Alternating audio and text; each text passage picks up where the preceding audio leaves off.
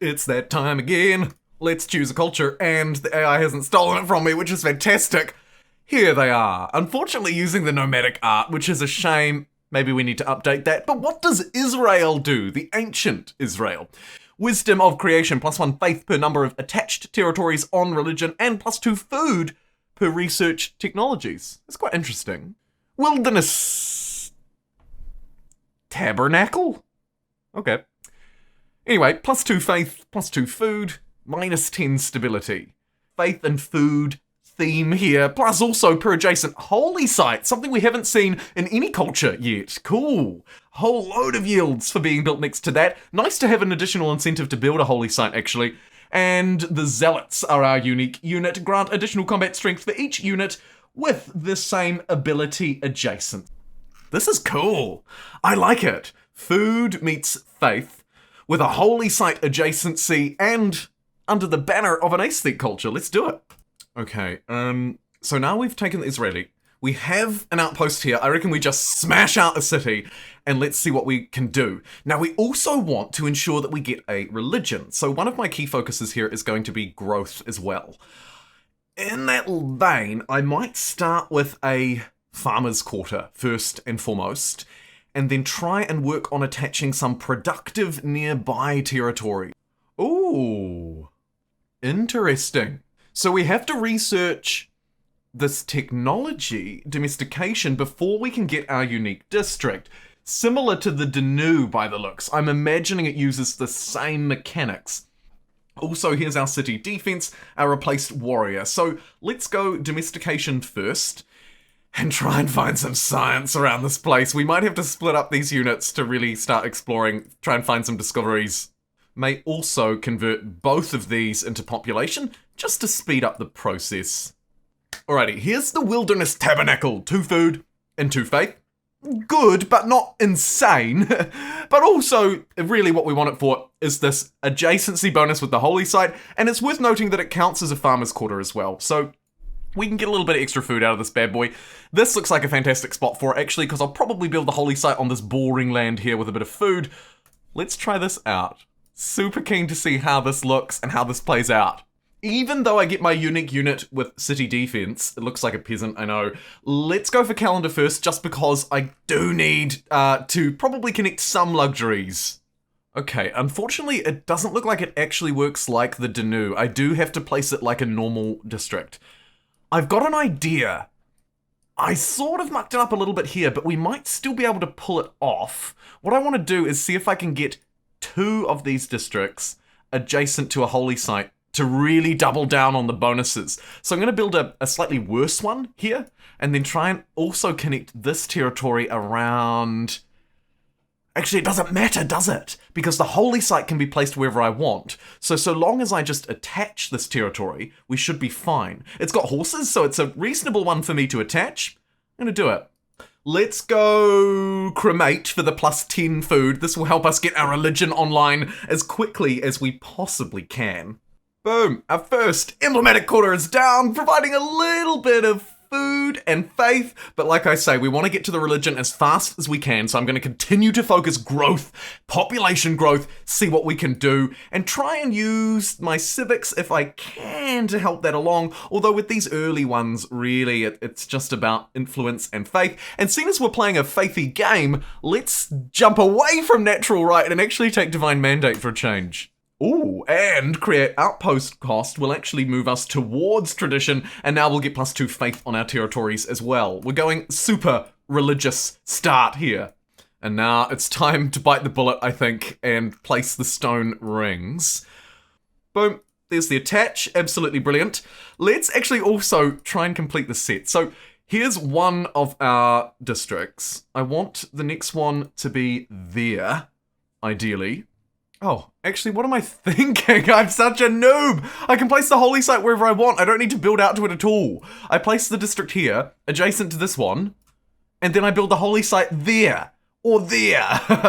Oh, what a waste of time. All right, let's do that instead. And another key piece of the puzzle, of course, religious rights. Let's get -30% religious district cost. That'll help us build our holy site cheaper and hopefully make up for the fact that I goofed a few turns here. Okay, so here you can see I have these two unique districts, right? They're exactly the same, the Wilderness Tabernacle, and they benefit from having a holy site adjacent to them. So at the moment they're producing 2 faith and between 2 and 4 food. If we place the holy site there, we should see these really ramp up. So let's do it. And through the magic of television, here we go. The moment we've been waiting for. Let's see if this is worthwhile. If the strategy actually pays. Yeah, I feel like that paid. Yep. I mean, you're going to be building a holy site anyway, right? You need the stability. You probably want the faith. What are you doing? I'm trying to talk about this district. Please. Either way, we saw its yields jump up significantly, and of course, crucially, now it's earning influence. And that plus 10 a turn is massive. I mean, take a look, I'm only earning 20 a turn, because I've only got the one city. So building the holy site not only fixed my stability woes somewhat, granted me a whole load more faith, but also an incredible amount of influence generation there as well, turning these districts into powerhouses. 2 food, 7 faith, and 5 influence. Very good. Very, very good. You can see the adjacency effect playing out down the bottom here as well, right? Wow, that is fantastic. Love it. Now, with units marauding around my lands and threats on my borders, I might turn my attention to some militarism. Let's train some of our very cheap units. What's the industry cost here? 45 for our replacement warrior, which works better when it's near its friends. So even though it's got 17 strength, we can buff that up to about 20 if we have 2 of them. At 45 industry, it is the same cost as a scout. Wow. And half the price of all the other units, which is fairly normal for a unique emblematic unit in Humankind to have a discount like that. But the thing here is these are very cheap to produce early on. I could see, actually, if you didn't play the religious game, the SimCity build-up game, you could probably get a pretty fast rush off with these religious zealots. And I think my target will be Knock. So what we'll do is get rid of our scout now that we don't need them anymore. They're entirely useless compared to my peasants who can just do a much better job. Army composition comes in the nick of time as well. I think because our units are slightly weaker than the average, we'll go with the +1 combat strength just to lift them up that little bit more. And here's an army of 4. Alright, let's march on Knock and see what they can do. I don't have organized warfare because my science game has sucked. So we're just going to have to send in an army of 4. And maybe also train up another army of 4 a little bit later in case we need some more firepower. Or, sure, firepower. Yep, totally. I could choose to move through to the next era, but aside from the ridiculously easy to earn expansionist stars, I haven't really earned a lot else, and I'm looking at this militarist star in particular and thinking, I can probably earn those. So I'll hang about and give Knock a good run for its money. Frustratingly, Knock has about 1 million freaking units, so I'm not sure how this is going to go. Let's have a look and see what the Zealots have to offer. And I think stepping away from the rivers and up onto the high ground is probably my best bet here. Although, actually, it wouldn't hurt to hold off that flank. I like that, yeah. But I don't want to stand there because that's a river. Might get up here then. All right. Okay, so against a warrior with 21 strength, we are almost even. Wondering if we group ourselves up a bit more, if that can help us. Yeah, there we go. So, of course, because of our unique ability, the more units we have within a cluster, the more units that are adjacent to each other, the stronger we are. So by bringing in my units and bunching them up, you see that I can do just a little bit more damage. If I strike from the high ground first, my damage is even better still. So let's use our combat tips and tricks to our advantage and see if we can take this guy out. Even against the spearmen, we're doing okay here. So I'm going to go for a double stab against you. Slightly worse on the low ground, but not the end of the world. And I'm not going to step on the river, I don't think, to fight that unit. I might just leave that be. It can run away up onto the high ground. Clearing that tile is quite useful for me, though, so I can step up here. And then, again, the adjacency thing is something I want to keep in mind. So it could be worth standing on a river soon, but I think for now, we'll just end that round. And they're not going to do anything. They're very much playing the defensive game here because they have control of the flag. That is the key to determining just how aggressive the AI will be in Humankind. So we're going to skip through the turn and just jump straight back into this battle, not worrying about my city at all or how my religion is going. And I suppose we're going to have to try and step onto the rivers here to take out this unit, which is a bit messy. Maybe we just go for some conservative stabs. Nah, actually, you know what? We're going to go all in. We've got another army on the way anyway, so let's step onto the bad river tiles and defend. Wow, they're still not even going to be baited into attacking me. They are really playing the defensive game here, and I've got to give credit to them where credit's due. It's a good move. Let's sack ourselves into some... Yeah, let's not do that. Bait him out there? No? No bait? Boom. There's the flag anyway. A successful capture. Now let's get off the river and try and defend that unit. And kaboom! We did it! The Battle of Nock was victorious. Of course, we're not. That is not the battle over, though. That is just the beginning. So let's get some reinforcements down here to replace the unfortunate unit who perished.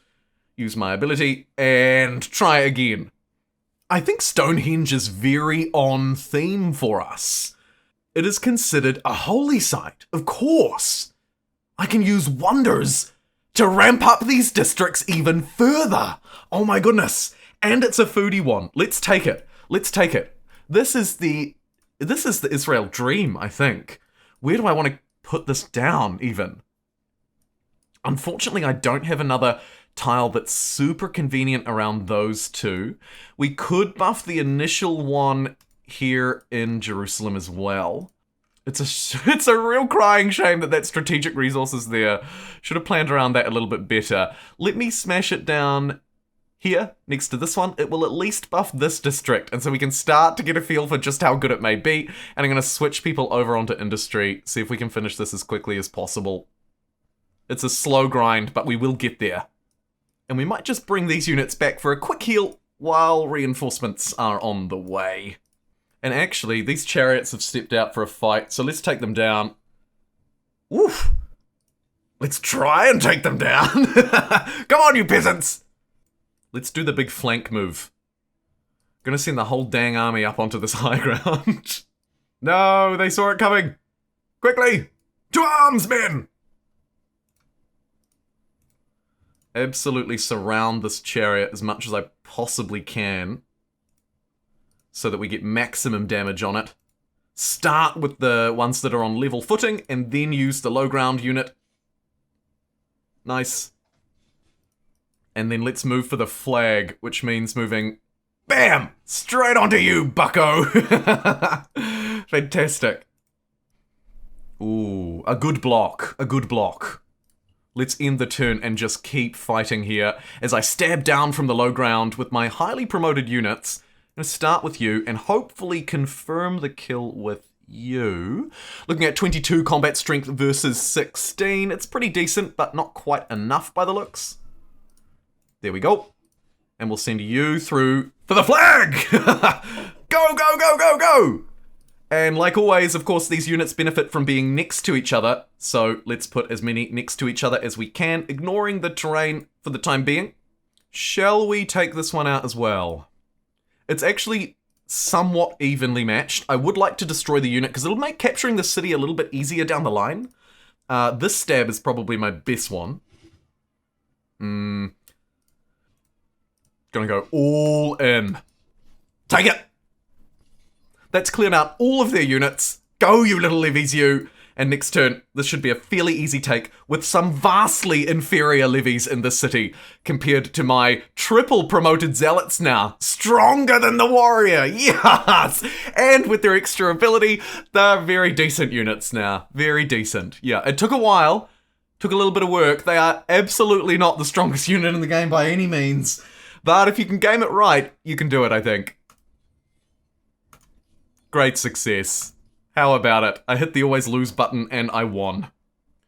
Okay, and we've got some annoying units marauding around through my city, and now that I have some triple promoted zealots, I think I can sort of stomp around and own the show. What do you think you're doing? Ransacking my administrative center? That is bold. Jeepers, that would be a disaster. Imagine if I lost this and lost all of these holy sites. Oh my goodness. Run, you little levies. You've only got 3 turns, you fools. Okay, the battle for my administrative center begins. Looks like we're versing 2 archers, so this shouldn't be too difficult for my melee units. Bam. Bam. Archers don't do so well in close combat. Whereas these guys, these zealots do very well. Successfully defended, and I'll take you out for good measure. And I can expel 3 population to complete the Stonehenge. Let's have a look and see what it does to the tile yields here, particularly on this unique district. Woof. Wow, it arguably now is better than a holy site. Holy Site provides 20 faith and 20 stability. This unique is providing, granted, about 50% less of those, but 10 influence and 4 food, helping me to grow across the board. I love it. I love it. I love it. I love it. And you could do some crazy things if you set this up better than I did as well. I can see a world easily where you have 3 of these unique districts surrounding wonders and holy sites on either side. It could snowball into craziness, but actually I think this is one of the better balanced mods I've played. I really like the Israel ancient era culture, and I recommend you try it out. It's a fun one, it uses some different mechanics, it incentivizes holy sites in a new way, and overall it's a good time. Thanks very much for watching, and I'll see you next time.